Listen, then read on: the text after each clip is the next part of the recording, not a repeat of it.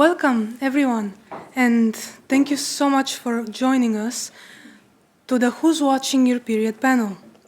This session is organized by the trainees of the European Data Protection Supervisor, the European Data Protection Board, and the Council of Europe, with the support of the Privacy Salon. I am Malina Hotaran, and I am a trainee at the European Data Protection Supervisor as part of the Governance and Internal Compliance Unit. Before we dive into our discussion, let me give you a bit of a background on why we chose this topic. The increasing use of period tracking apps has sparked many debates around data privacy, autonomy, and the implications of sharing sensitive health data. We were really inspired by an insightful article authored by Lisa Malki, which highlighted the critical issues surrounding the increasing use of period tracking apps. And this was what really motivated us to address these issues and bring together a diverse group of experts to shed light on the subject. Before we begin, as you can see, we have 4 speakers present here with us today, and one joining online to provide us a valuable US perspective. We'll take questions from the audience at the end of the discussion, so please hold your questions until then. Now, the good part. I'm thrilled to introduce our esteemed panelists who come from a variety of fields. Here with us today, we have Judith Blyden, legal philosopher and founder of the Digital Period Project, Angelina Hugh, technology advocacy officer at Privacy International, Marie Kochsik, co-founder and developer of the Drip app, Lisa Malki, PhD researcher at University College London, and joining us online from the United States, we have Michela Bedard, Executive Director of Period. Now, to start our discussion, let's take a moment to understand the current landscape. This overview will help us identify key challenges and opportunities ahead. And we will commence our discussion by thoroughly exploring the motivations behind the use of period tracking apps and how they can be actually beneficial to us. Michela, hopefully you can hear us right. Let's start with the big question. Why do you think so many people use these apps, and what needs do they fulfill?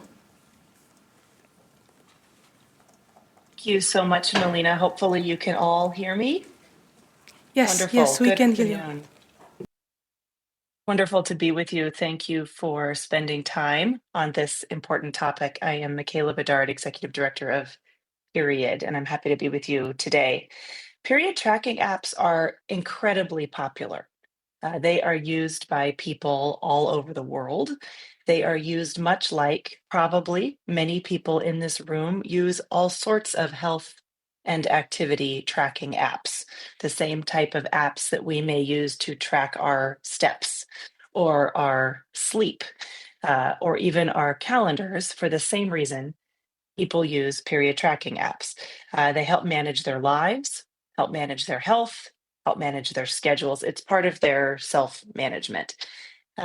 More importantly, perhaps, period tracking apps can be used to track the symptoms of menstruation and can help people learn about their own bodies. People today use technology to track all aspects of their life, and as they use that technology to track aspects of their life, they learn about themselves and their life.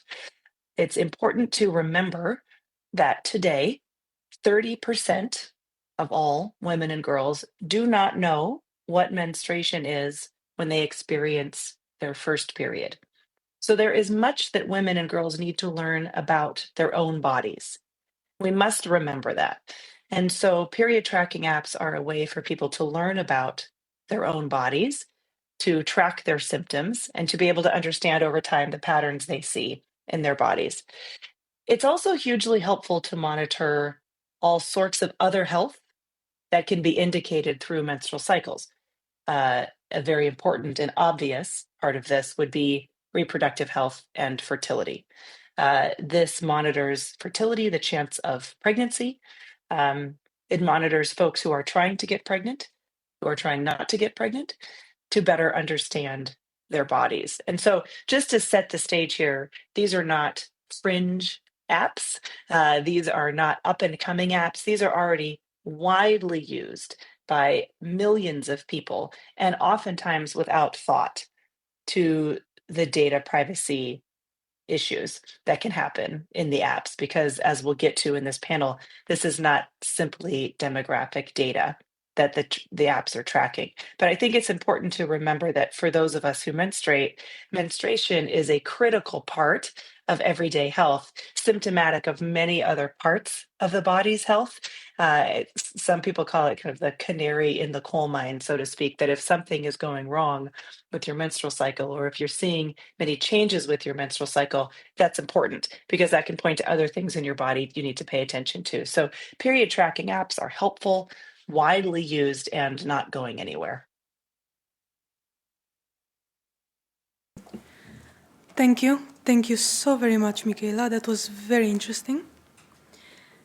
Our next question will actually be for Marie, here next to me. You also did research on the rationale behind people using period tracking apps. How do your findings compare to Michela's findings? Yes, that is actually kind of really very much what Michela just mentioned, the sense of like period apps are widely used. And the first thing that comes to my mind is big differences. There's big differences in goal settings, why people are motivated to use the apps. Some people really have a very limited goal of, I just want to track the first day of my bleeding, which is, by the way, has a very long tradition. It's at least 1 century old that people are tracking their apps, as far as we know from the records that we can find. People in the 20s were using paper and pen to track their periods. So this is by no means a new thing. Which is maybe even more interesting why then Apple's health product was not including period tracking for quite some time. So we're in a continuous kind of practice of people tracking their periods. I did my master's thesis in 2016 about the subjective experience of period tracking apps and how it relates to the experience of menstrual health.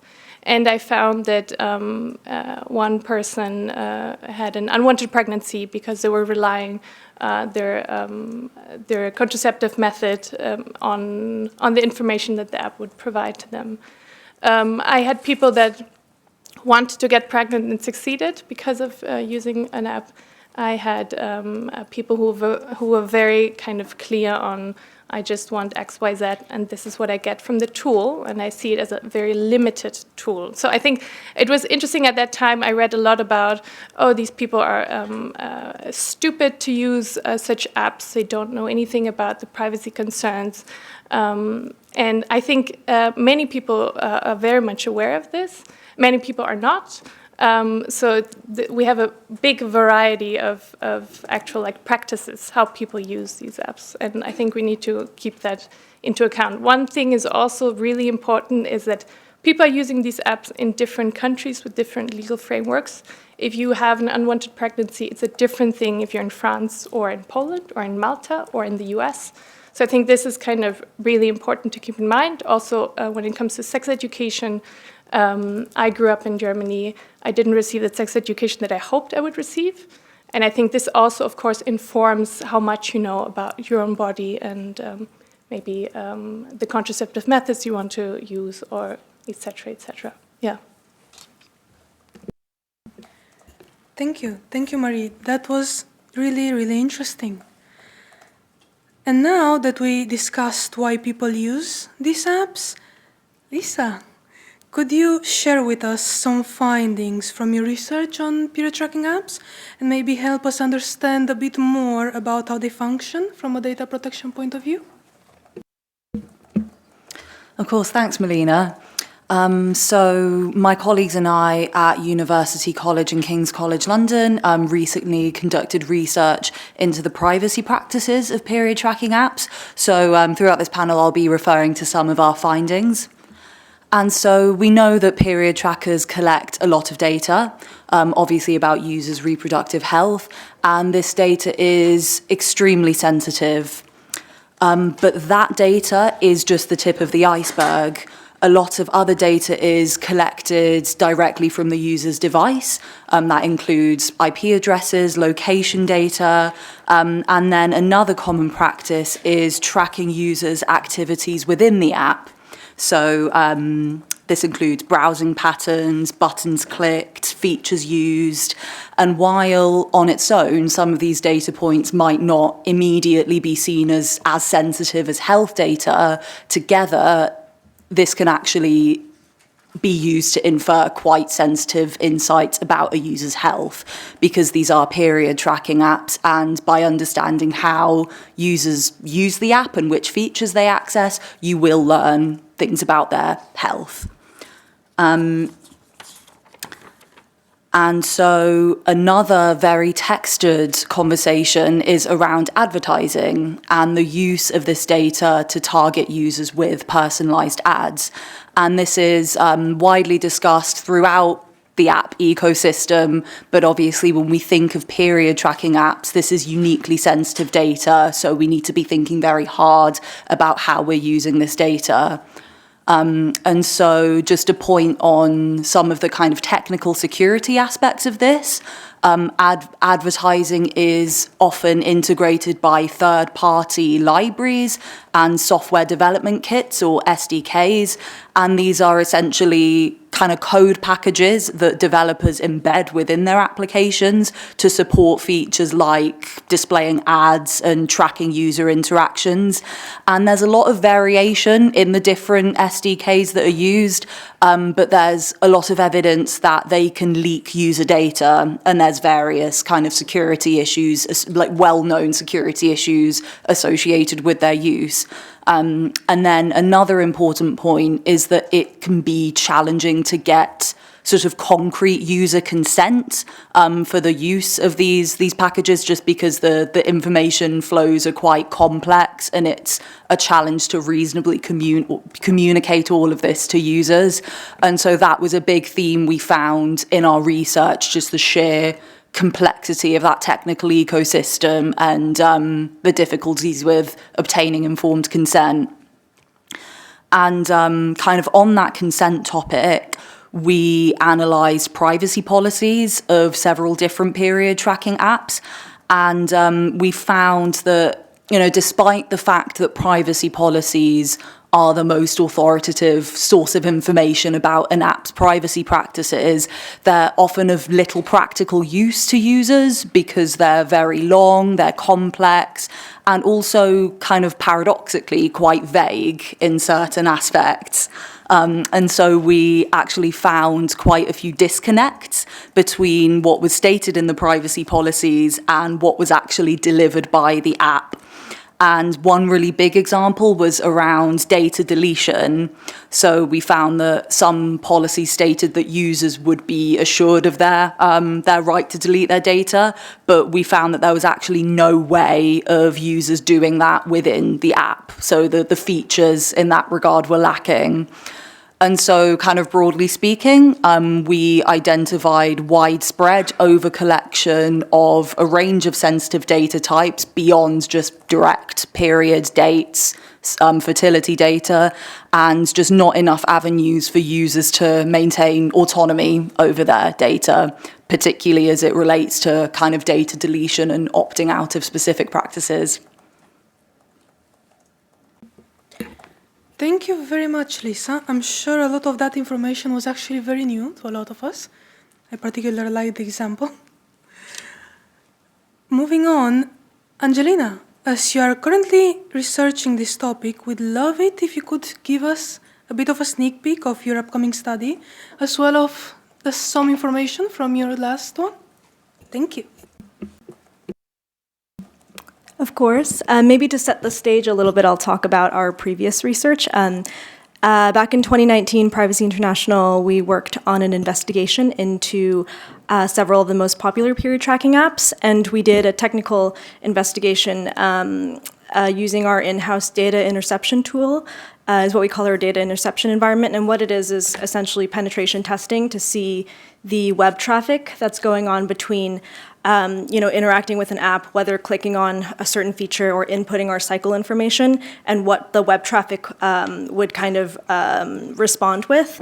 And this primarily meant, we might be seeing apps communicating with their APIs, but what was most concerning is we saw a lot of, Lisa mentioned, advertising and analytics SDKs, and these were being integrated as third parties into specific apps. And so the concern we found is, users are turning to these popular period tracking apps so that they can record their cycle information. And inevitably what happened is we saw that logging birth control pills, logging contraception, logging your period start date, all of that was being sent to Facebook. And for the purposes, again, this is at the time of research, which was 2019, and we'd updated it in 2020, but this data was being sent to Facebook to create and generate advertising specific to this individual user. That was the extent to which we saw the web traffic. At the time as well, this research was carried out in the context of looking at ad tech.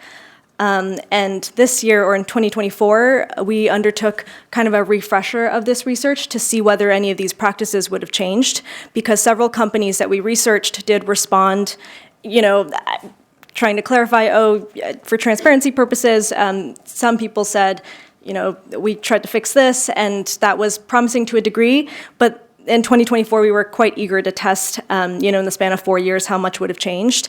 Our research has not come out yet. It is due to be published in March, so I'll keep our findings quite vague, but do expect a more detailed report to come out from us. Part of the reason we refreshed this research from 2019 is because the context has changed significantly, where before we were looking at this from an ad tech lens, with the overturning of Roe v. Wade, it kind of forced us to look at these apps in a different way. We are still looking at the research from a European perspective, but a lot of these app developers are based in the US, so it's quite interesting to see then kind of the obligation of US developers and US app developers and the EU framework of how data is being held in, whether it's US data centers, and what kind of disclosures are happening in privacy policies, as Lisa may have mentioned. But this time our research found we focused more on the other third parties that were being integrated into the apps. And I'd say the headline finding to expect in our report is quite similar to before, in that a user is using an app expecting to just interact with this menstruation app, when in reality a lot of device data is being sent nonetheless to all these third parties of which some of them may be required for the functioning of an app, which then introduces another question about what informed consent would be, because if a user wants to use this app, do they then have to consent to all these third parties that are involved in the functioning of the app? But the headline issue is that when we were using and testing these apps, we found that our data was being sent to all these various third-party processors, even cloud networks, and the implications moving forward, because a lot of apps are now scaling up for more users, and what the implication for cloud computing and the necessity of using cloud computing would be.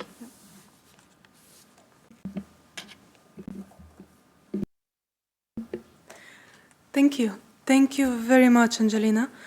I will most certainly keep an eye out for that article in March. Hopefully you do the same. I'm sure it will be very interesting. And well, having set the landscape, let's delve into why this topic is crucial. It all boils down to why does it matter in the end? We believe that understanding its significance will help us appreciate not only the urgency but the potential impact of our discussion. Specifically, from a data protection point of view, there are important safeguards, and informed consent is crucial as one of them. Marie, could you share with us what are some key challenges associated with privacy and informed consent in period tracking apps? I think at the core, we're often dealing with a situation where the interest of companies that are developing such apps are not aligned. to put it mildly, are not really aligned with the interest of people who are using these apps, who are seeking support, information, or just, as I said before, they just want a reliable tool to track their periods. And then we have a situation where usually I would go to my gynecologist and would give information about my health. And we're not only talking about pregnancies, we're also talking about STIs, for example, or all sorts of health conditions that may have an impact or are directly linked to menstrual health. So all these kind of information that we usually, if we imagine in person, we talk to a medical expert that we trust. This is potentially also not even just me putting the data point in the app, but maybe the app kind of thinks that we have this or that, or derives this information. And we're dealing with black box algorithms most of the time. So these are a closed source software. So we don't really know. We have to we have to rely on what these companies tell us. And then we have amazing research and amazing work that has been done to show what is actually happening. So I think it's a bit of a cat and mouse game here, it seems. And some companies really don't care about privacies, and some companies, thankfully, they do care. So they value the advice of researchers or of the civil society, of NGOs. So I think this is kind of like the situation that we're in a little bit, yeah. Thank you, Marie. And I would like to address this next question to Judith, who so kindly agreed to share with us today some materials from her podcast. So, Judith, what role do autonomy and self-determination play in the use of period tracking apps? And why do you think these are concepts that are important for users?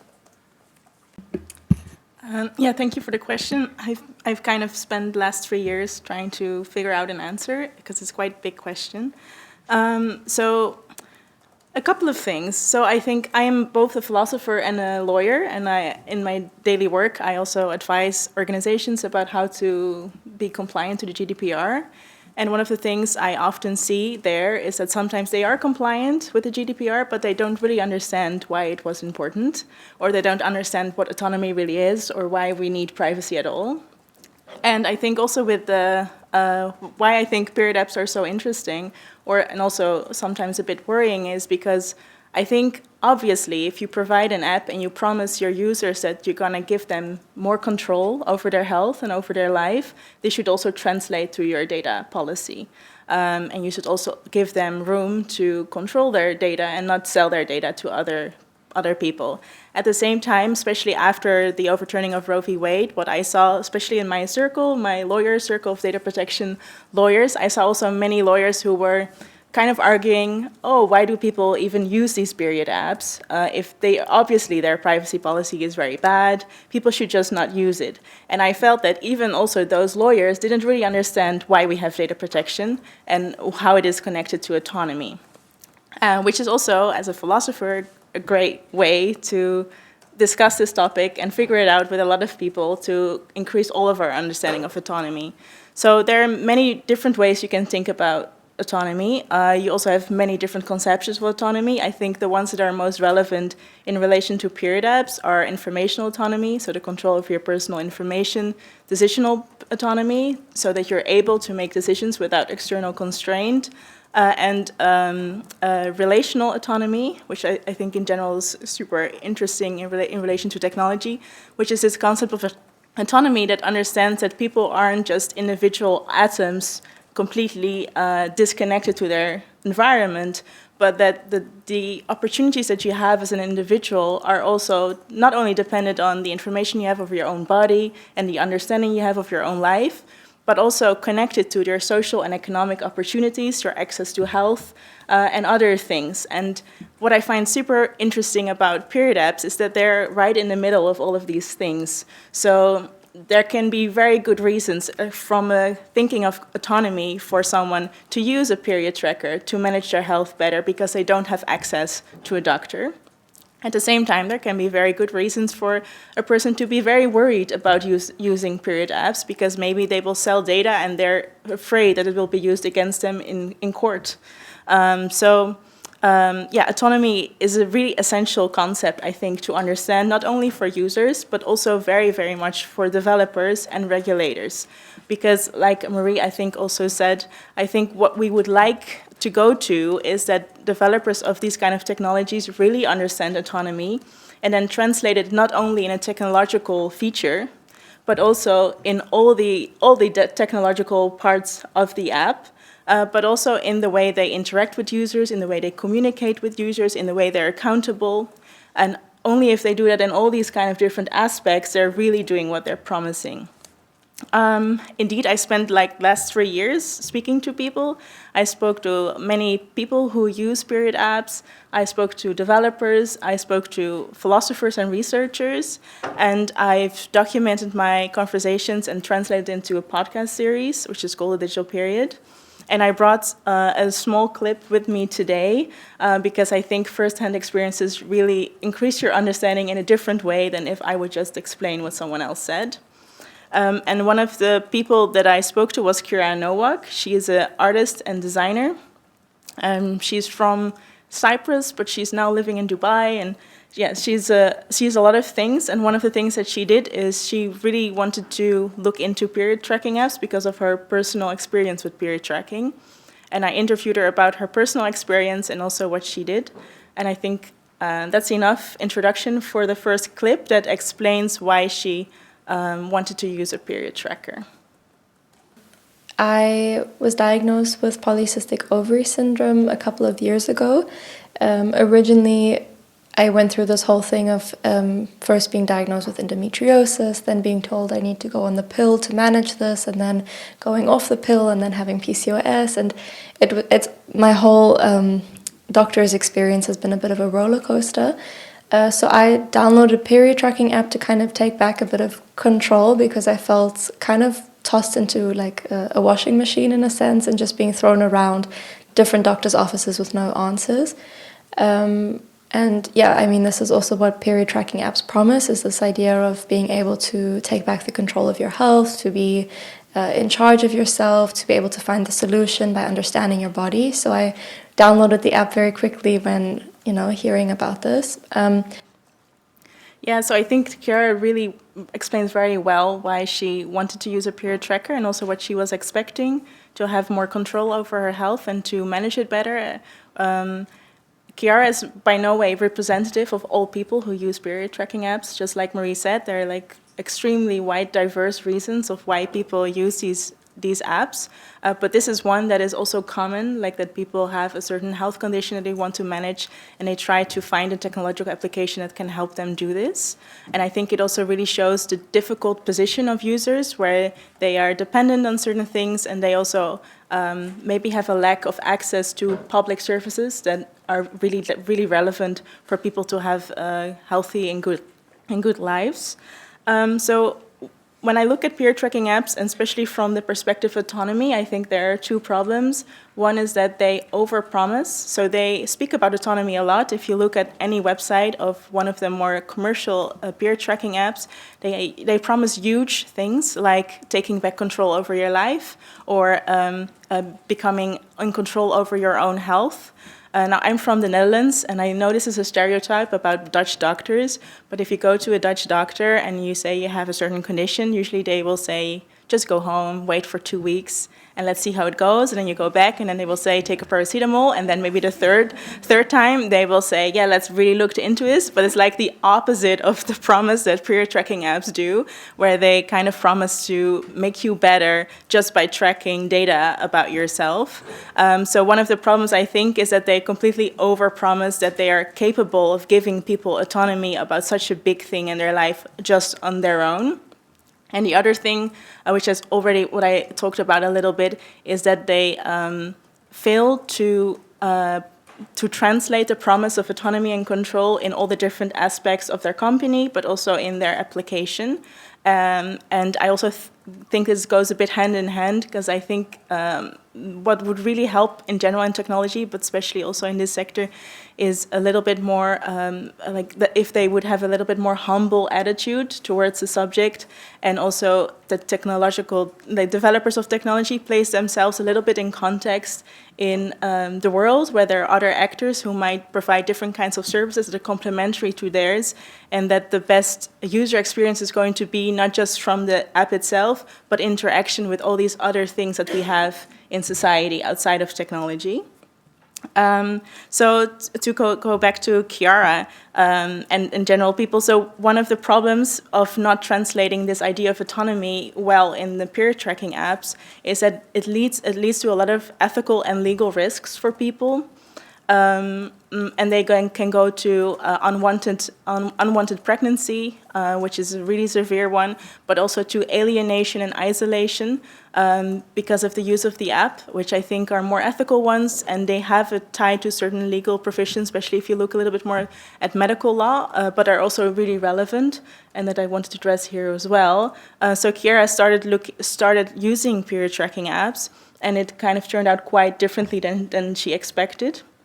And we will hear also a clip about her experience after a while. But I do want to preface this, that Chiara is one of the people that I spoke to that I felt like was very self-determined in many ways. Like her experience with an app was part of her life, but her life was much bigger than this.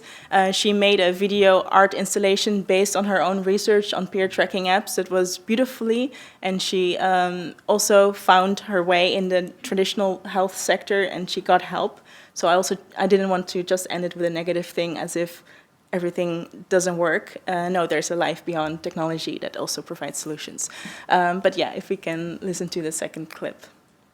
Yeah, just frequently this constant reminder that my period is late, my cycle is abnormal, and this made me feel not in control. This made me feel very much like an alien as well in my own body, because the app was reminding me that something was wrong, but because most of the menstrual cycle is so under-researched, and specifically diseases relating to menstruation, so PCOS is very much under-researched. They don't know even what causes it, how to cure it. It's kind of just eat well and exercise and hope for the best.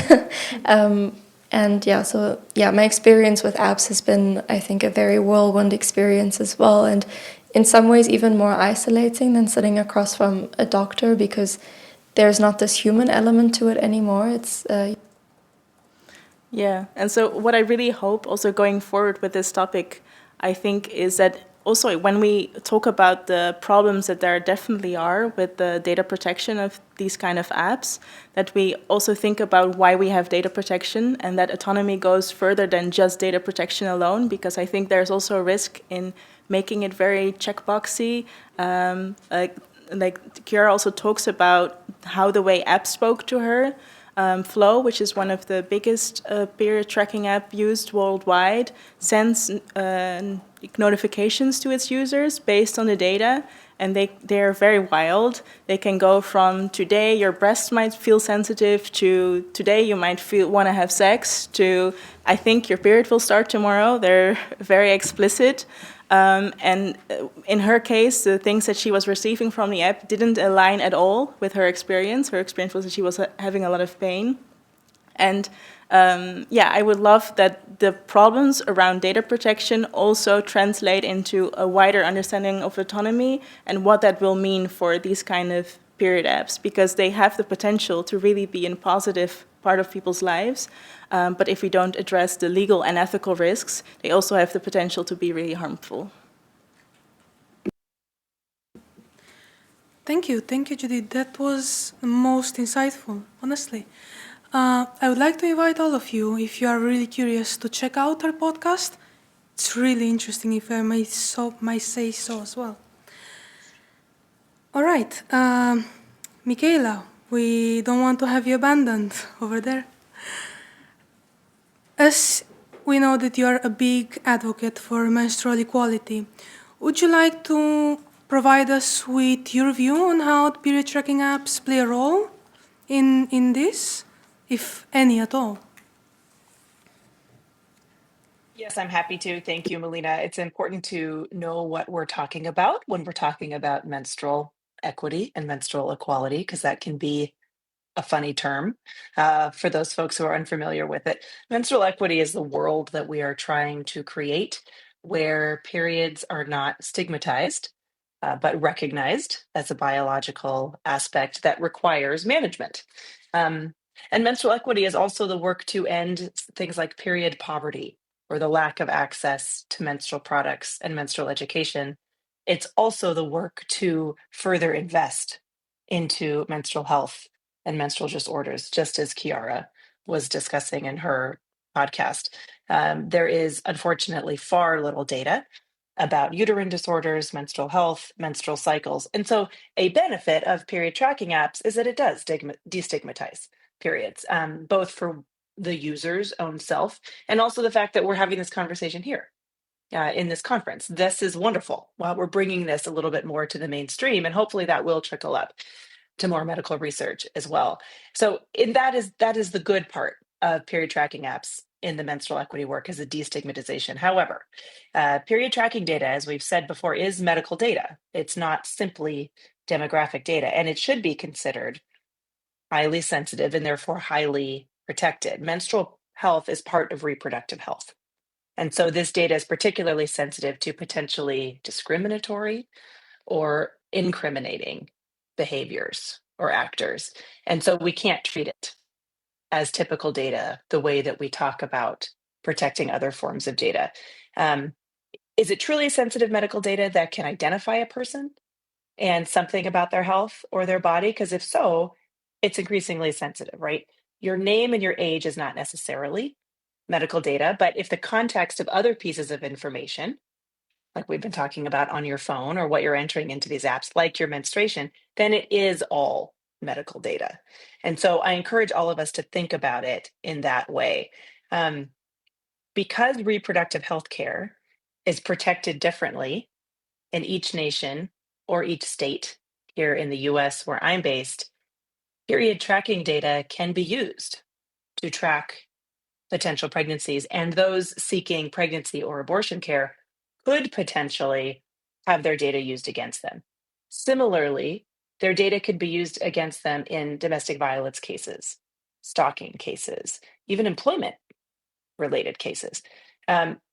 We've mentioned several times in this hour the post Roe v. Wade world here in the US. It is a increasingly practical and tangible fear that this data would be used as evidence about why a person might be crossing state lines here in the US or nation lines in Europe, why a person might cross those borders. And it is increasingly likely that such data could be used by authorities to understand an individual's travel. So this concern extends to where the data flows. For example, if the data goes through Europe, it's subject to lives there. In the US, where we have a very unique state by state government, is it protected health data, for example, subject to HIPAA, which is the US based healthcare privacy requirements? And where in the US does the data flow? Is it in California at a data center or a cloud center where data protection is almost as good as Europe in terms of laws? And then what are the legal responsibilities if the data does apply under something like HIPAA? So we want to make sure that all of the protections about this data is protected regardless of where the data flows. We're also aware that sometimes even the companies of these apps don't know where their data flows. So we have to be really careful as we're following this data.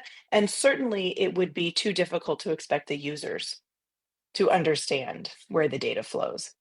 Something else that comes up a lot in our work to promote menstrual equity is the issue of minors using tracking apps like this. These apps are very popular among minors who are new to their menstrual cycle. They're also new to all apps. They're new to their phones. So they are enthusiastic consumers of these types of apps. And so if minors are using these apps, what data privacy do they have against their parents or guardians? Countries have different rules around consent.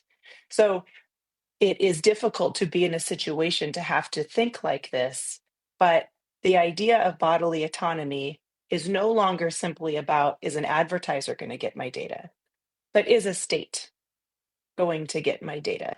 And those threats are very real, very present.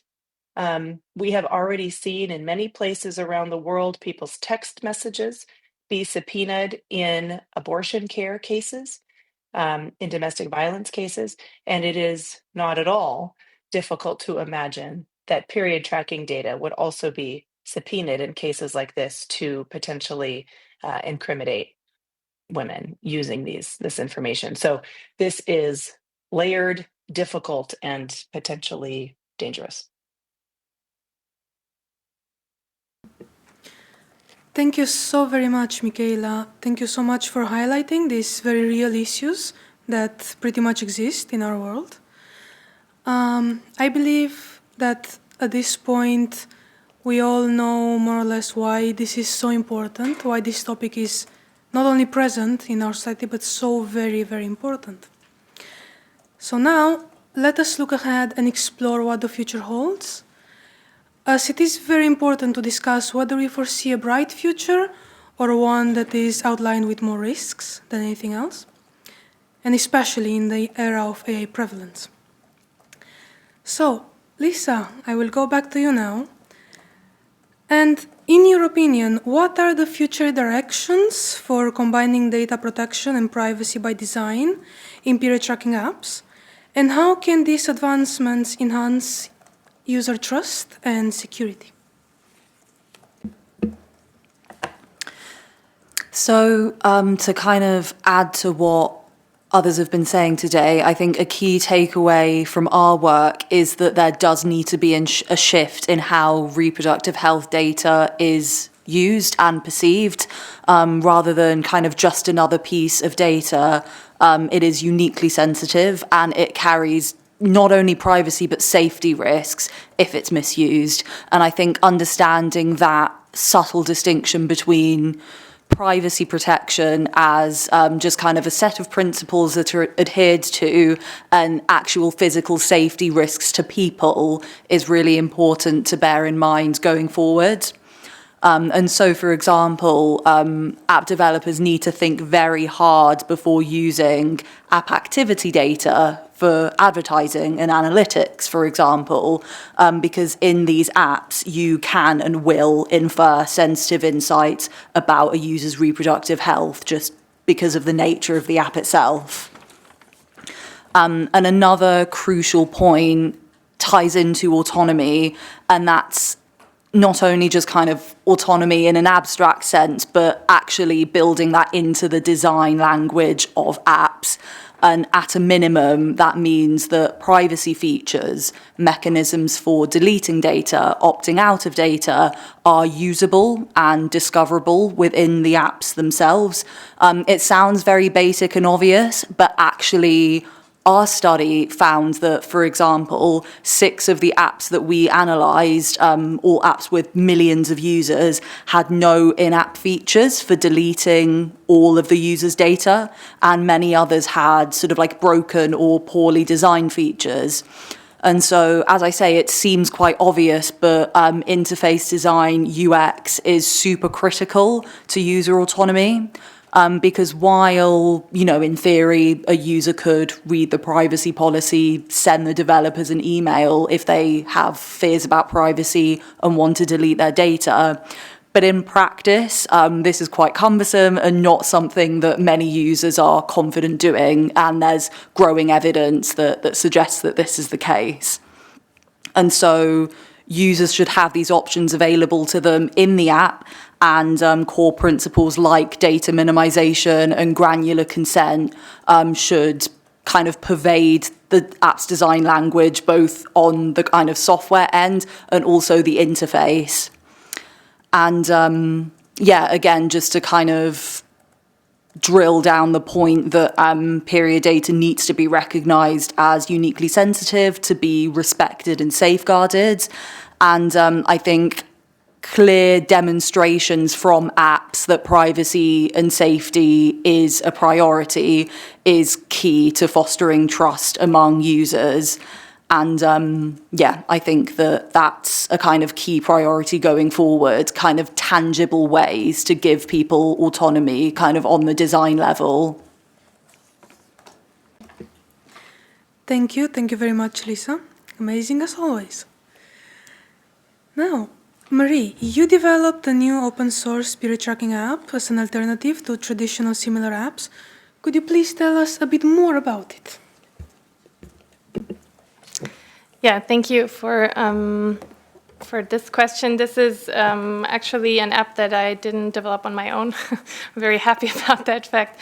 We're a collective since the beginning. We actually thought about this already in 2017, and we received funding from the German Ministry of Education in 2018. So we did a first release for Android in 2019, and then in 22 around Roe v. Wade on iOS, which was a big deal for US consumers or for US users. So I think, and here again, also luckily, DRIP, that's the name of our app, DRIP, we're not the only developer team that are publishing an app that is open source software code that offers or may only have local storage. So it's like, in our case, it's an offline app. It works totally once you installed it, without the internet. You only need it for updates for the app. And we try to be a feminist in design and language, which means that we try to not use like infantilizing a design like pink butterflies, which many of these apps still do use, because in the end it's a serious topic, and we want to try to kind of translate it into UX and UI design as well. And the app aims to be science-based, and that relates to the fact that I was talking earlier about these black box algorithms that you simply don't know for sure how ovulation, for example, is actually kind of, how do they know when I'm ovulating? If many of these apps, I just enter one data point. If I download it today and I enter one data point, let's say, okay, I'm bleeding today, and it assumes that usually on day 14 that I'm ovulating, which is may or may not be correct. So this is like something that we try to do to actually look at the science and the evidence from scientific research. What can we do? How can we translate this into technology and into kind of how we interpret data when it's given from the user? I think there is a really good example from the US, an app that is called Yuki, that is doing a lot of work on specific like information about sex education.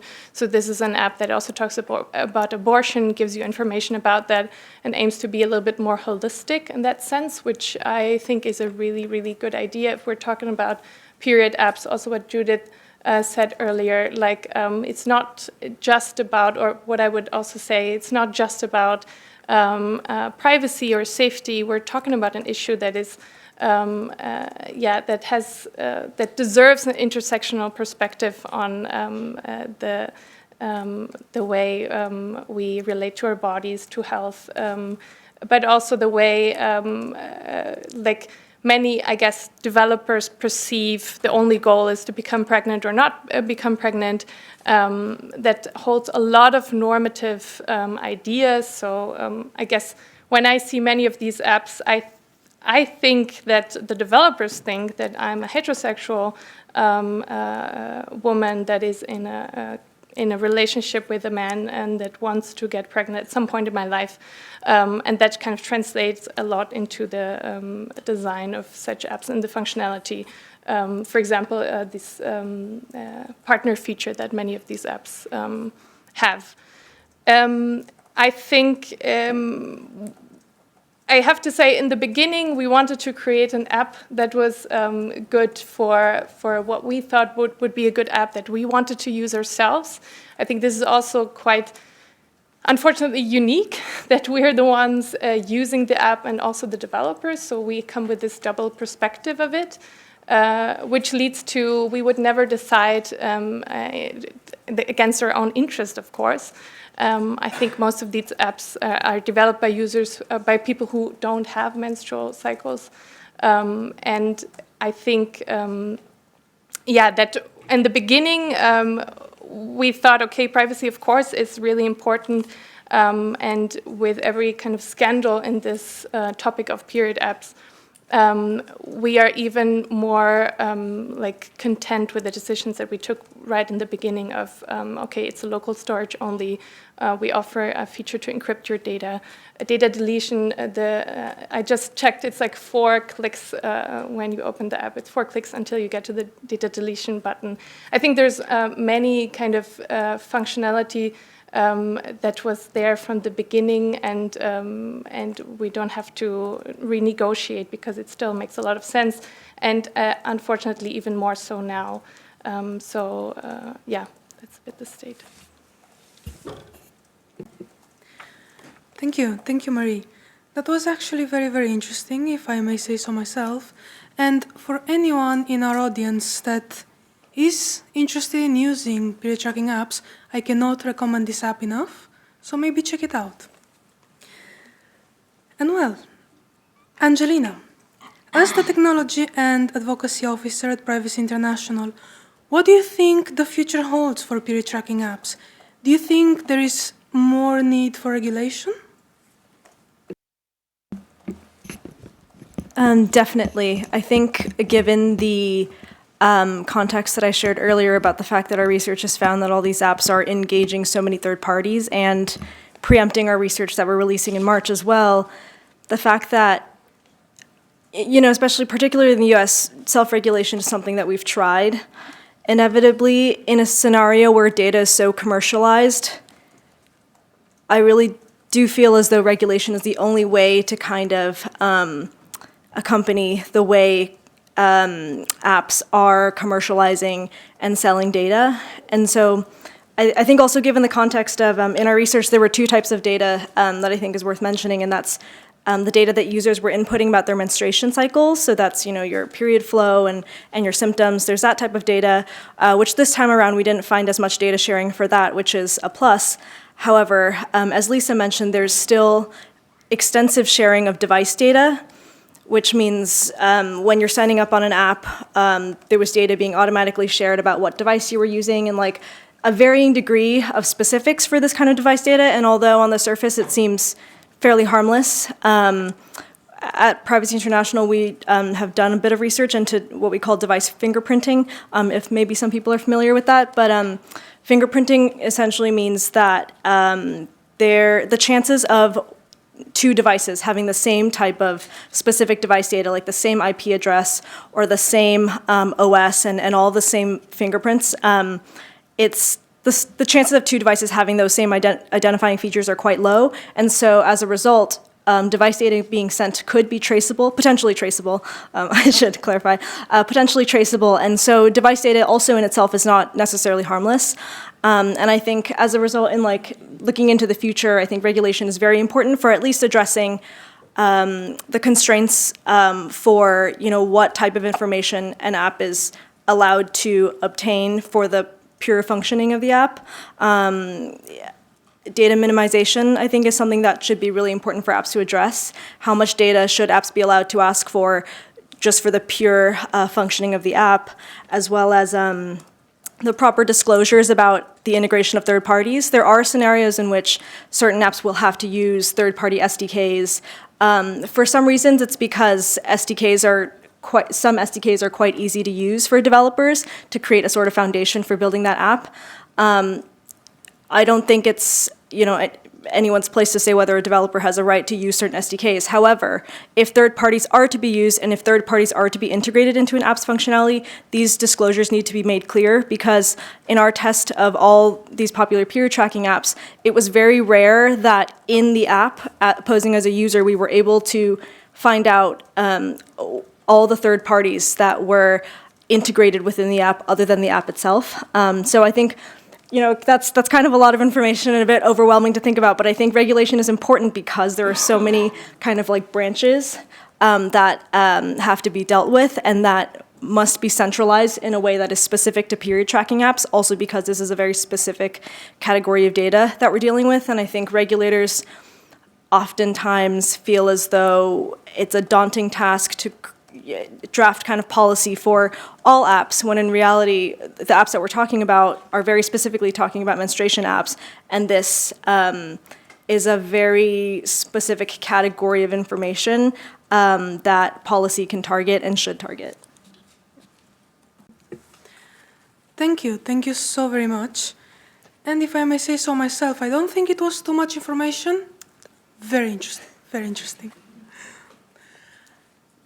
So, after this hour, I think we have a fairly good idea about why this topic is important, what exactly is it, and what the future might hold.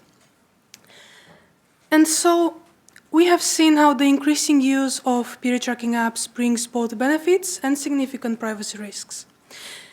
This underscores that we need stronger data protection, more user autonomy, and informed consent to safeguard this sensitive health data. This panel highlighted the importance of not only transparency, but user control and regulatory measures to ensure that data privacy in health apps is managed effectively. Now, I would like to invite each of our esteemed panelists to take the floor and share their concluding thoughts in one single sentence, please. We are running a bit out of time. And I would like to start with Michela, please.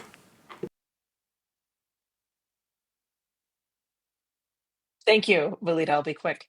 The final thought is, I think, as reproductive health will be increasingly managed online, data protection must be regulated to protect the safety of their consumers against potential discrimination, including, unfortunately, discrimination by the state. Thank you. Angelina?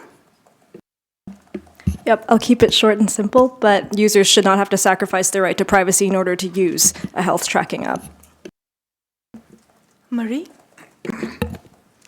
Yeah, I think the beauty of period apps is that there's a wide choice that we have, and I think that's kind of different to if we think of like messaging apps. So I think stressing this and talking about this on a collective level, let's talk about this more in our communities, in our context, in our work context. Yeah. Thank you. Lisa? Yeah, so I just stress that there's no one-size-fits-all to regulation or even analysis of these apps.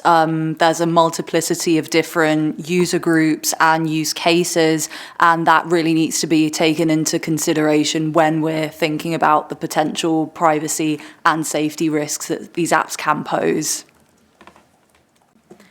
Thank you. And least but most definitely not last, Judith. Since we're here today on Data Protection Day and at the European Data Protection Board, I think I would like to, ask all of us to really consider period tracking apps as a really, really important case to understand the kind of the legal landscape we're going towards. I'm very curious also when we're going towards the European health data space, how we will handle period tracking apps, and I hope that we will enforce much more laws that we already have, because in Europe we have a lot of relevant laws. I think one of the things technological companies often do is pretend that they do not apply to them, but they do. And I think we now have a lot of these period tracking apps that are developed by companies that are not doctors or any part of the health sector. And I think we have very little actors within the health sector developing these kind of things because they are aware of all the compliancy that comes with it. And I hope, that we will change this in the future. Thank you. Thank you very much.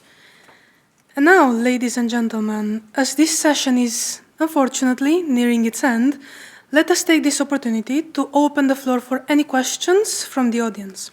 We're very eager to hear your thoughts, so please don't hesitate to ask away.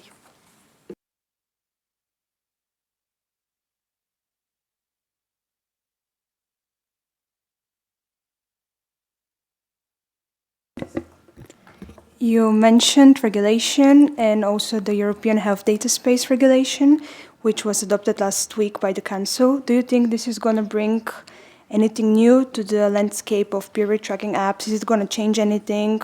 Is it going to help protecting privacy, or are you not so optimistic?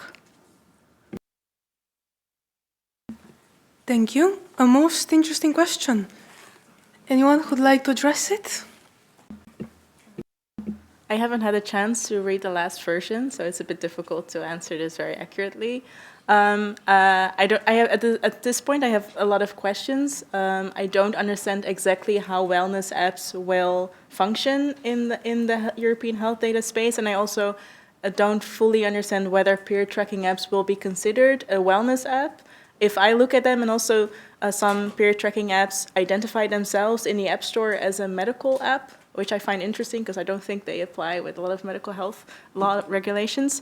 So yeah, I have a lot of questions at this point, and I'm very curious also with the European health data space whether this maybe also will get a little bit more attention so that we'll get more enforcement of existing regulations. Thank you. Any more questions? Yes, please. I'd like to address a question to Marie. Regarding the Drip app, as I understand it, it's open source, it doesn't connect to a server. Could this be a model for other apps too, where we cut out the middleman, don't process any data on any server, thereby protecting the privacy of the user? Or is this, with period apps, really a case where we can't improve the experience of the user by collecting and processing the data centralized? Yeah, thank you. I think, of course, when it comes to improving the app, this can always be done if you're like sharing data or not. So we can always like improve the source code or the algorithms that we implemented.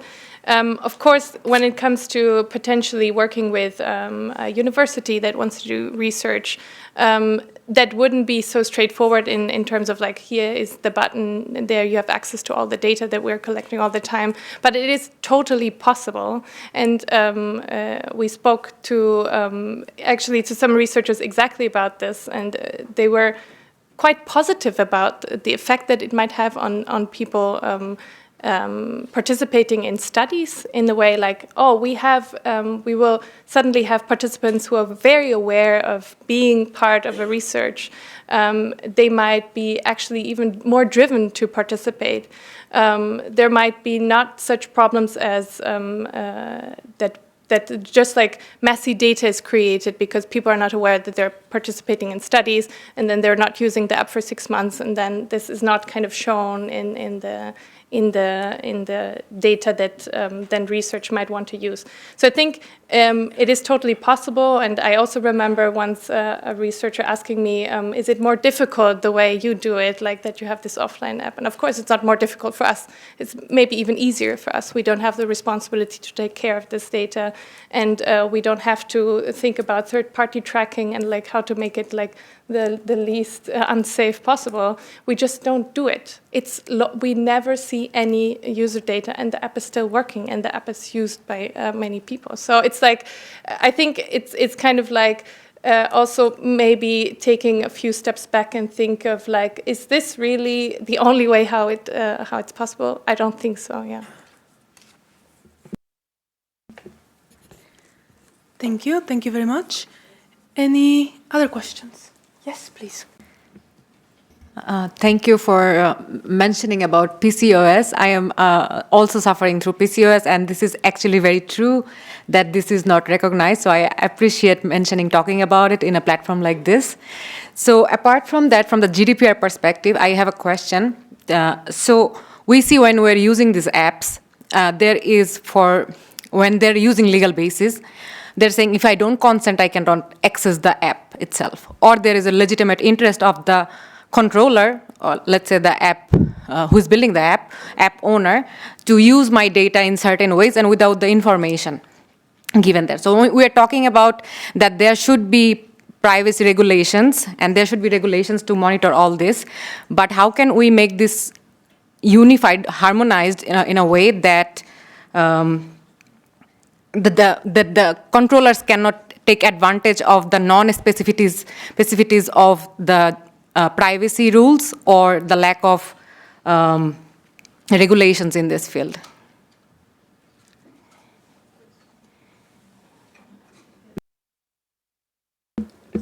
Yeah, so this is a really interesting point, and I think it speaks to the kind of lack. So from my understanding, it's a question of not taking advantage of the fact that some data is required for the app to function, and therefore, the user doesn't have a choice to consent out of that because it's essential for the functioning of the app. Is that sort of, yeah.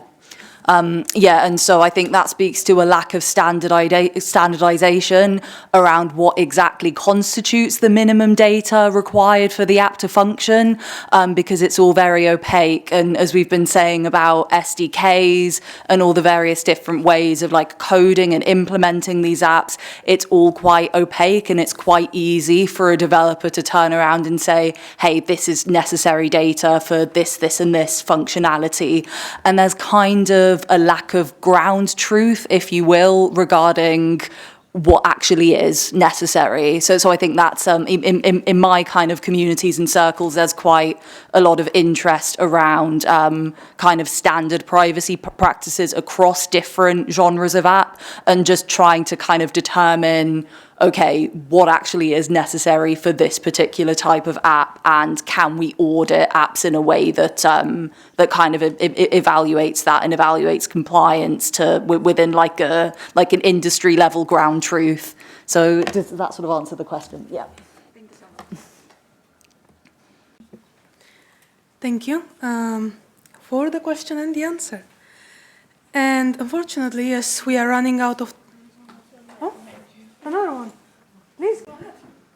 Hi, thank you very much for the really fascinating presentations. I really enjoyed it. There was a lot of talk about some of the potential implications being for women, the data being used against women.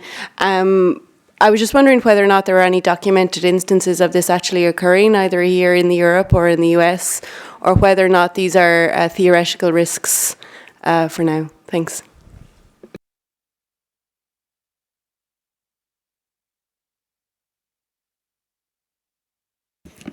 There is mumblings because we're all thinking of examples. I think, yeah,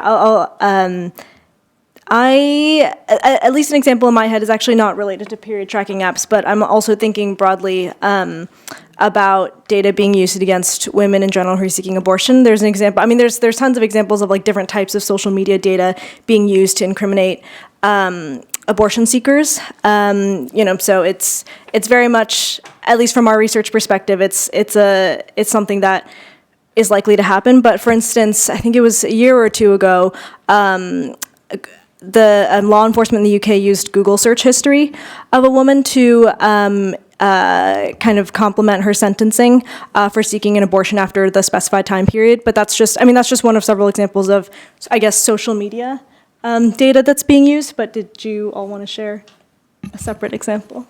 I thought there was one in UK, that's why I thought, but I don't remember the specifics, so yeah.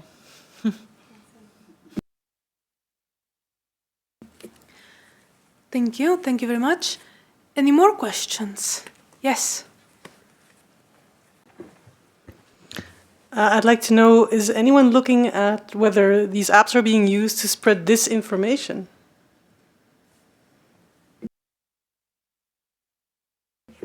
I guess if we talk about the ovulation example, I would say this is kind of close to a certain. These apps are not news apps. We're not going to read about politics in the apps. Or maybe you clarify what you. Well, I read in the news that more and more influencers are telling young women to only use natural anti-conception methods. And some of the information is based on scientific fact, but only if you apply it perfectly. So it is a kind of disinformation. So I'm wondering. I think this is definitely happening. So you have a smaller group of period tracking apps that are really targeted for non-hormonal anti-conception. Some for very good reasons, because some people experience problems when they use hormonal conception, so it is very logical that they're trying to find an alternative.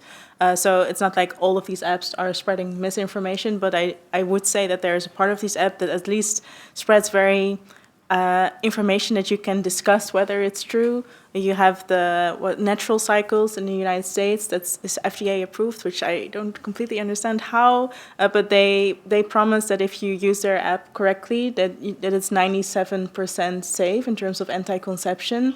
And at least the Dutch Gezondheidsautoriteit, like the Health Institute in the Netherlands, said that this cannot be true. In the Netherlands, we've also seen a higher rate of abortions, and they are linked to the use of apps as anti-conception, while people using them aren't aware that they don't really work. And this is specifically the case for younger girls. So girls between, I think it was 18 and 22, we did see a rise. So, yeah.